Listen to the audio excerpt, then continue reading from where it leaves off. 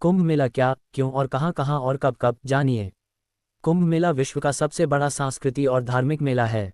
इस दौरान संपूर्ण भारत के लोग एक जगह एकत्रित होकर नदी में स्नान करते हैं, संतों के प्रवचन सुनते हैं और आध्यात्मिक ज्ञान प्राप्ति के साथ ही अपने जीवन को सुंदर बनाने के सूत्र साथ ले जाते हैं। आओ जानते हैं कि कुंभ क्या है, क्यों मनाया जाता है और कहाँ-कहाँ कब इसका आयोजन होता है। कुंभ क्या है? कुंभ का अर्थ होता है घड़ा।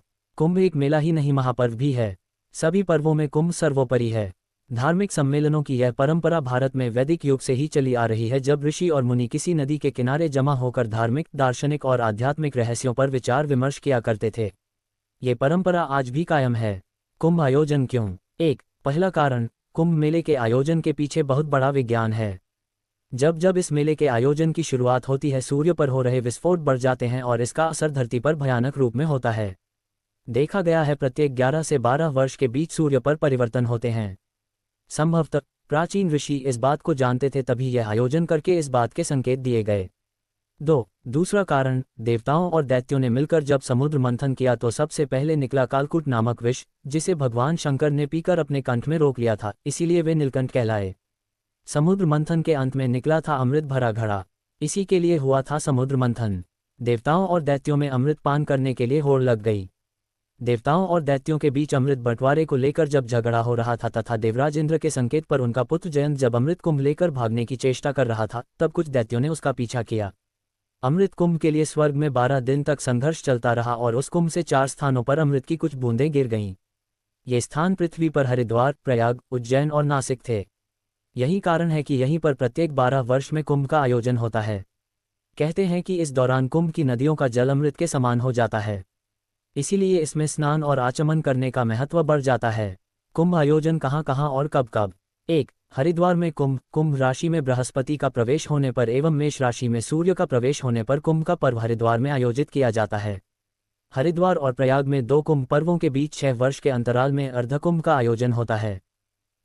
प्रयागराज में कुंभ, मेष राशि के चक्र में बृहस्पति एवं सूर्य और चंद्र के मकर राशि में प्रवेश करने पर अमावस्या के दिन कुंभ का पर्व प्रयाग में आयोजित किया जाता है। एक अन्य गणना के अनुसार मकर राशि में सूर्य का एवं वृष राशि में बृहस्पति का प्रवेश होने पर कुंभ पर्व प्रयाग में आयोजित होता है। नासिक में कुंभ, सिंह राशि में बृहस्पति के प्रवेश होने पर कुंभ पर्व गोदावरी के तट पर नासिक में होता है। अमावस्या के दिन बृहस्पति, सूर्य एवं चंद्र के कर्क राशि में प्रवेश होने पर भी कुंभ पर्व गोदावरी तट पर आयोजित होता है। इस कुंभ को सिंहस्थ इसलिए कहते हैं क्योंकि इसमें सिंह राशि में बृहस्पति का प्रवेश होता है। उज्जैन में कुंभ, सिंह राशि में बृहस्पति एवं मेष राशि में सूर्य का प्रवेश होने पर यह पर्व उज्जैन में होता है। इसके अलावा कार्तिक अमावस्या के दिन सूर्य और चंद्र के साथ होने पर एवं बृहस्पति के तुला राशि में प्रवेश होने पर मोक्षदायक कुंभ उज्जैन में आयोजित होता है। इस कुंभ को सिंहस्थ इसलिए कहते हैं क्योंकि इसमें सिंह राशि में बृहस्पति का प्रवेश होता है। पौराणिक ग्रंथों जैसे नारदीय पुराण, शिव पुराण एवं वाराह पुराण और ब्रह्मा पुराण आदि में भी कुंभ एवं अर्धकुंभ के आयोजन को लेकर ज्योतिषीय विश्लेषण उपलब्ध है। कुंभ पर्व हर 3 साल के अंतराल पर हरिद्वार से शुरू होता है। हरिद्वार के बाद कुंभ पर्व प्रयाग, नासिक और उज्जैन में मनाया जाता है। प्रयाग और हरिद्वार में मनाए जाने वाले कुंभ पर्व में एवं प्रयाग और नासिक में मनाए जाने वाले कुंभ पर्व के बीच में 3 सालों का अंतर होता है। मान्यता है कि अमृत कलश की प्राप्ति हेतु देवता और राक्षसों में 12 दिन तक निरंतर युद्ध चला था।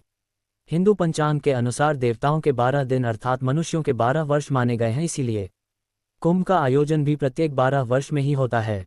मान्यता ये भी है कि कुंभ भी 12 होते हैं, जिनमें से 4 का आयोजन धरती पर होता है, शेष 8 का देवलोक में। इसी मान्यता अनुसार प्रत्येक 144 वर्ष बाद महाकुंभ का आयोजन होता है, जिसका महत्व अन्य कुंभों की अपेक्षा और बढ़ जाता है।